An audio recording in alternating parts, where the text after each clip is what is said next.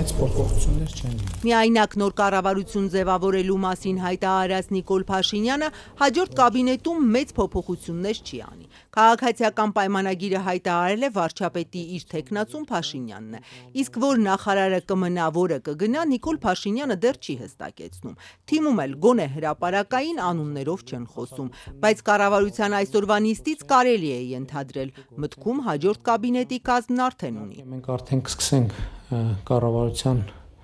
ծրագրի նախագծի մշակումները, որը իհարկե նոր կառավարության ձևավորումից հետո պիտի հաստատվի ազգային ժողովում, նաև այս ընթացքում կփորձենք ոչ ֆորմալ քննարկումներ ունենալ կառավարության եւ ապագա կառավարության անդամների կամ ավելի լայն շրջանակի հետ, որպեսզի մեր անելիքները, ռազմավարությունները նախորդող շրջանի աշխատանքի վերլուծություններ իրականացնենք եւ պլանավորենք։ Նիստից հետո լրագրողների հետ ճեպազրույցում վարչապետ Փաշինյանը այսօր վստահ պնդում էր, որ առանց ընտրակաշառքի իր հիմնական մրցակիցները, ինչպես Փաշինյանն է նրանց կոչում, պատերազմի եռագլուխ կուսակցությունը, Ուժեղ Հայաստանը, Հայաստանն ու ԲՀԿ-ն չէր հաղթահարի խորհրդարան անցնելու շեմը։ Քաղաքացիական պայմանագիրը ստացել է 100%-ով օրգանիկ քվե։ Այն մյուս ուժերը ստացել են 100%-ով ընտրակաշառքով քվե, առանց փողի նրանց օգտին ոչ մեկ չի քվեարկել։ Ոչ մեկ, բացարձակապես ոչ մեկ։ Հիմա էլ քննարկում են, ասում են մանդատները վերցնենք, թե չվերցնենք։ Անկեղծ ասած, եթե չվերցնեն, գոնե 100% լեգիտիմ խորհրդարան կունենանք։ Թե չէ, տենց ստիպված ենք լինելու տեսնել խորհրդարանի ամբիոններին փողի կալոդներ փռած,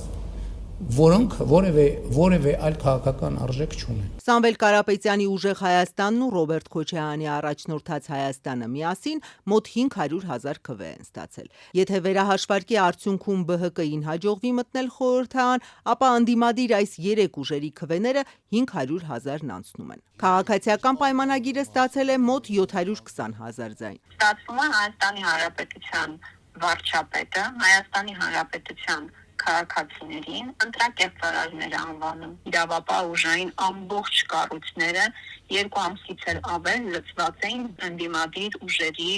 աշխատանքները խաթարելով, բացառապես զբաղված էին գաղտնալսումներով Հայաստանի Հանրապետության բազմաթիվ հազարավոր քաղաքացիների։ Փաշինյանն այսօր դատական համակարգին մեղադրեց կոռումպացված լինելու մեջ։ Նաև նրանց պատասխանատվությունն է տեսնում, որ ինչպես ասած նախորդ ընտրություններում ընտրակաշառք տվածները ոչ թե բանտում են, այլ այս ընտրություններում էլ շարունակել են իրենց սև գործը։ Դատաիրավական համակարգից պատասխան է ակնկալում։ Ընտրություններում ընտրակաշառքի մեջ բռնված յուրաքանչյուր ոք մինչև 31-ի ընտրությունները ներառյալ ըստ Փաշինյանի պետք է լինի բանտում, եթե ոչ, ուրեմն դատաիրավական համակարգը գործում է ընդդեմ պետության եւ պետությունը պետք է արձագանքի։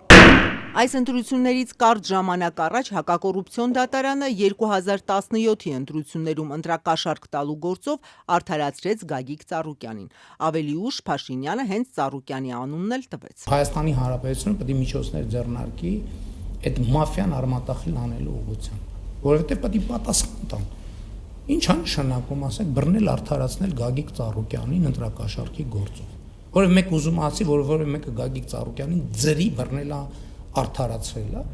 Լավագույն ապացույցը նրա, որ դատաիրավական համակարգին ուղիղ փորձում է միջնորդել իր քաղաքական քմահաճույքն ու ճաշակը թելադրել, դա այն է, որ սահմանադրական անկախ մարմնի նախագահին պարզապես մեկ SMS-ով ինքը հեռացրեց աշխատանքից։ Սա ինձ ավելի լավ ապացույց, որ իշխանությունների տարանջատման սկզբունք մեր երկրում գոյություն չունի եւ ամեն ինչ Նիկոլ Փաշինյանը փորձում է հարմարացնել իր քինքին, կարծում եմ չի կարող այլևս լինել։ Այսօր, երբ Փաշինյանին ուղիղ հարցրեցին, արդյոք իր հայտարարությունները ընդդիմախոսներին բանտում պահելու ուղիղ հրահանգ չեն դատական համակարգին, վարչապետը պնդեց, թե ինքը դա որպես ժողովրդի լեգիտիմ ներկայացուցիչ է ասում, հանրության համբերությունը հատել է։